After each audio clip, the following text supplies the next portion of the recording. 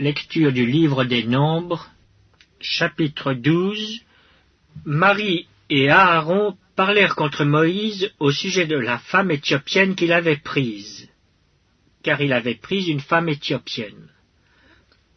Ils dirent: Est-ce seulement par Moïse que l'Éternel parle? N'est-ce pas aussi par nous qu'il parle? Et l'Éternel l'entendit. Or, Moïse était un homme fort patient, plus qu'aucun homme sur la face de la terre. Soudain l'Éternel dit à Moïse, à Aaron et à Marie: Allez, vous trois, à la tente d'assignation. Et ils y allèrent tous les trois. L'Éternel descendit dans la colonne de nuée, et il se tint à l'entrée de la tente. Il appela Aaron et Marie, qui s'avancèrent tous les deux. Et il dit: Écoutez bien mes paroles. Lorsqu'il y aura parmi vous un prophète, c'est dans une vision que moi, l'Éternel, je me révélerai à lui. C'est dans un songe que je lui parlerai. Il n'en est pas ainsi de mon serviteur Moïse. Il est fidèle dans toute ma maison. Je lui parle bouche à bouche.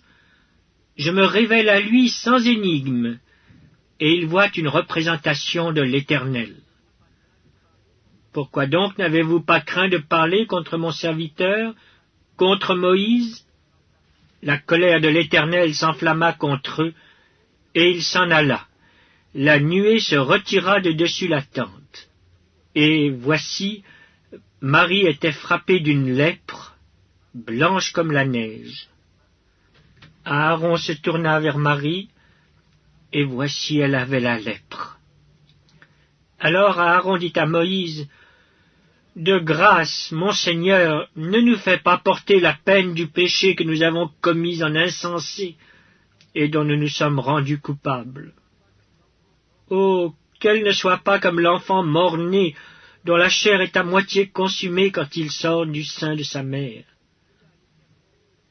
Moïse cria à l'Éternel en disant: Ô Dieu, je te prie, guéris-la.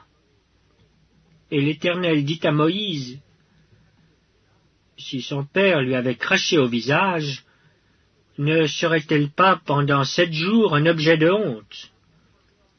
Qu'elle soit enfermée 7 jours en dehors du camp, après quoi elle y sera reçue. Marie fut enfermée 7 jours en dehors du camp, et le peuple ne partit point jusqu'à ce que Marie y fût rentrée. Après cela, le peuple partit de Hatséroth, et il campa dans le désert de Paran.